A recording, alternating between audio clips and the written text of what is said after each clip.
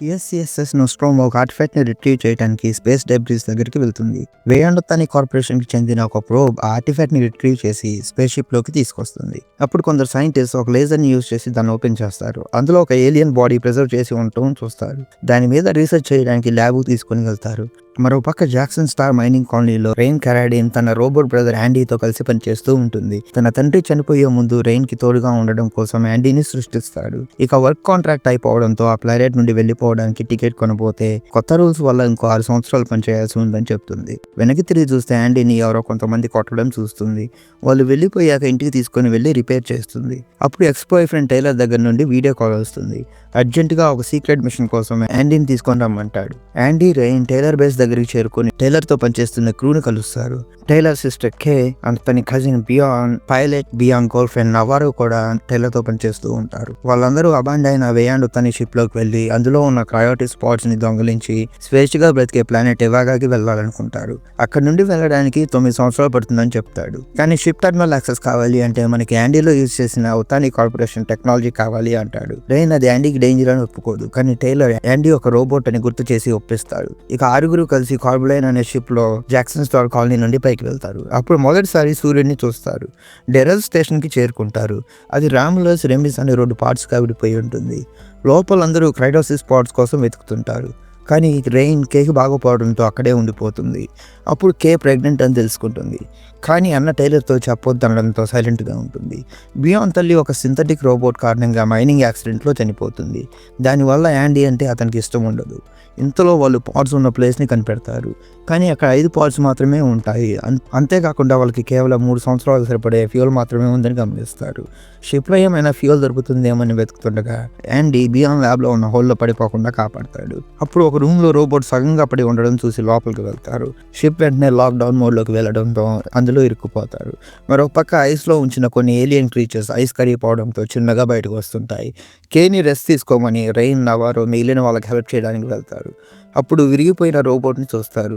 ఇంతలో అది పైకి లేవడంతో మాడ్యూల్ని బీగి తన బ్రదర్లో చెడిపోయిన మాడ్యూల్ని రీప్లేస్ చేస్తుంది. యాండీ రీబూట్ మోడ్లోకి వెళ్ళిపోతాడు. ఇంతలో ఒక ఏలియన్ బియాన్ మొహం మీద పడి చంపడానికి ట్రై చేస్తుంది. రీబూట్ కంప్లీట్ అవ్వగానే యాండీ పైకి లేచి ఆ ఏలియన్ని గట్టిగా కదలకుండా పట్టుకుంటాడు. గ్రూప్ మొత్తం అక్కడ నుండి తప్పించుకోవడానికి ట్రై చేస్తారు. కానీ ఒక ఏలియన్ నవారోని అటాక్ చేస్తుంది.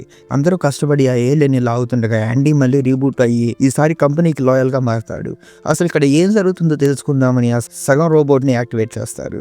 ఆ రోబోట్ మీ అందరూ చస్తారు, మీరు జీనోమార్ఫ్ ని ఎదుర్కోబోతున్నారు అని చెప్తాడు. పైకి చూస్తే జీనోమార్ఫ్ అక్కడ వేలాడుతూ కనిపిస్తుంది. సైంటిస్ట్ ల్యాబ్లో ఎక్స్పెరిమెంట్ చేస్తుండగా ఇది బ్రతికొచ్చి అందరినీ చంపిందని, కానీ ఒకడు దాన్ని షూట్ చేయడంతో యాసిడ్ బ్లడ్ ఆ షిప్ మొత్తాన్ని నాశనం చేసింది అంటాడు. రెయిన్ నవారోని అటాక్ చేసిన ఏలియన్ తోకని ఫ్రీజ్ చేద్దామంటుంది. అది పని చేయడంతో నవారోని వదిలిపెడుతుంది. అందరూ ఊపిరి పీల్చుకుంటారు. కానీ రోబోట్ నవారో ఇంకా డేంజర్ నుంచి బయటపడలేదు అంటాడు. అందరూ అక్కడ నుండి వాళ్ళ షిప్లోకి పారిపోవడానికి ట్రై చేస్తారు. ఇంతలో నవారో గుండెలో నొప్పి స్టార్ట్ అవ్వడంతో ఎక్స్రే ఆన్ చేసి చూస్తే లోపల ఏదో పెరగడం కేసు చూస్తుంది. వెంటనే నోట్లో నుండి నొరక్క కుదుకిన పడిపోతుంది. లోపల నుండి నవారో పొట్ట చీల్చుకొని ఏలియన్ కే చూస్తుండగానే బయటకు వస్తుంది. భయంతో చూసుకోకుండా కే ఒక లెవర్ని కాలుతూ తినడంతో అది వాళ్ళ షిప్ ని ఆస్ట్రాయిడ్ బెల్ట్ లోకి విసిరేస్తుంది. 1 గంటలో ఆస్ట్రాయిడ్ ఇంపాక్ట్ ఇమినెంట్ అని వార్నింగ్ వస్తుంది. మరోపక్క రోబోట్ యాండీతో వాళ్ళ మిషన్ గురించి చెప్తుండగా టైలర్, రెయిన్ అక్కడికి వస్తారు. జీనోమార్ఫ్ వాళ్ళని గమనించకుండా టెంపరేచర్ పెంచుతారు. ఇక హ్యాంగర్లోకి ఎంటర్ అవ్వగానే వాళ్ళకి సైంటిస్ట్ బాడీస్ కనిపిస్తాయి. బియాన్ ఎస్కేప్ రూట్ కోసం వెతుకుతుండగా కే నుండి బయటకు వచ్చిన జీనోమార్ఫ్ అతనికి ఎదురుపడుతుంది. ఎలక్ట్రిక్ షాక్ తో చంపుదామని షాక్ ఇస్తాడు. వెంటనే దాని యాసిడ్ బ్లడ్ మీద పడి బియాన్ అతి బాధాకరంగా చనిపోతాడు. కే టైలర్ ని కాంటాక్ట్ చేయడానికి ట్రై చేస్తుంది. అప్పుడు జీనోమార్ఫ్ తన వెంట పడటంతో ఒక డోర్ దగ్గరికి చేరుకుంటుంది. కానీ యాండీ జీనోమార్ఫ్ కేని డోర్ ఓపెన్ చేసి ట్రిక్ చేస్తుందని, ఒక్కసారి డోర్ ఓపెన్ చేశాక అందరినీ చంపేస్తుందని గ్రహిస్తాడు. యాండీ డోర్ ఓపెన్ చేయకపోవడంతో జీనోమార్ఫ్ కేని తీసుకువెళ్ళిపోతుంది. ఇదంతా అప్పుడే అక్కడికి వచ్చిన రెయిన్ చూసి టైలర్తో కే ప్రెగ్నెంట్ అని చెప్పి యాండీ లాగిపెట్టి ఒకటి పీగుతుంది. యాండీ తనకి మిషన్ తెలియడంతో రెయిన్ని తీసుకొని మనుషులు ఏలియన్ డిఎన్ఏ కలిపి తయారు చేసిన కొత్త డిఎన్ఏ ప్రొమెథియస్ స్ట్రెయిన్ ని చూపిస్తాడు. ఒక వీడియోలో ఎలుకకి ఇంజెక్ట్ చేస్తే దాని ఆరోగ్యం ఇంప్రూవ్ అవ్వడం చూస్తాడు. యాండీ జీనోమార్ఫ్ నుండి తమను తాను కాపాడుకోవడానికి రెయిన్కి, టైలర్కి M41 రైఫిల్స్ ఇస్తాడు.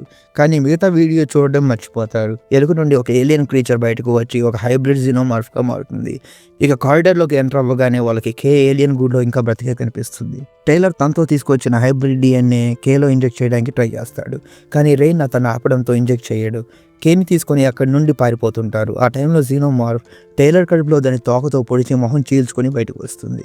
రే కేన్ తీసుకొని ఒక సేఫ్ ప్లేస్లో ఉంచి యాండీ కోసం వెళ్తుంది. రెయిన్ వెళ్ళిపోగానే కే హైబ్రిడ్ డిఎన్ఏని తనలో ఇంజెక్ట్ చేసుకుంటుంది. రెయిన్ యాండీ నుండి మాడ్యూల్ తీసేసి మళ్ళీ మామూలుగా మార్చేస్తుంది. ఇక జీనోమార్ఫ్ నుంచి తప్పించుకోవడానికి షిప్లో గ్రావిటీని ఆఫ్ చేస్తుంది.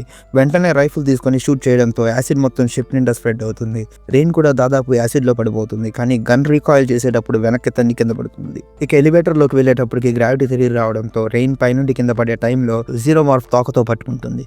అప్పుడు యాండీ షూట్ చేస్తూ కిందకు దూకి రెయిన్ని కాపాడతాడు. కేని తీసుకొని వాళ్ళ షిప్లోకి చేరుకుంటాడు. అక్కడ కేని క్రయోపాడ్లో పెట్టి ఎవాగాకి డెస్టినేషన్ సెట్ చేస్తారు. కానీ హైబ్రిడ్ డిఎన్ఏ వల్ల కే అటు ఇటు తన్నుకుంటూ నొప్పితో అరవడం స్టార్ట్ చేస్తుంది. అప్పుడు కే కడుపు విపరీతంగా పెరిగిపోయి ఒక పెద్ద గుడ్డు పెడుతుంది. రెయిన్ గుడ్డును తీసుకొని కింద పడేస్తుంది. కానీ చుట్టూ ఉన్న యాసిడ్ వల్ల గుడ్డు కింద పడిపోతుంది. ఇక గన్ తీసుకొని హెల్ప్ కోసం వెళ్దామని చూసేసరికి గుడ్డు నుండి బయటకు వచ్చిన హైబ్రిడ్ జీనోమార్ఫ్ కేని తినేసి చంపేస్తుంది. యాండీని కూడా బాగా డ్యామేజ్ చేస్తుంది. రెయిన్ ఇదంతా చూసి కార్గో పాడ్లోకి వెళ్ళి షిప్ నుండి డిటాచ్ అవుతుంది. ఇంతలో హైబ్రిడ్ వచ్చి అటాక్ చేయడంతో ఒక లెవర్ని లాగి షిప్ ని ఆస్ట్రాయిడ్ బెల్ట్ లోకి పంపుతుంది. అక్కడ షిప్ తో పాటు హైబ్రిడ్ కూడా పేలిపోతుంది. ఇక యాండీని క్రయోపాడ్ లో పెట్టి లాస్ట్ గా ఇవాగాకి వెళ్తున్నాను, అక్కడ నా కోసం ఏం ఎదురు చూస్తుందో నాకు తెలియదు, కానీ దీన్నైనా ఎదుర్కోగలను అని పెట్టేస్తుంది. Thanks for watching.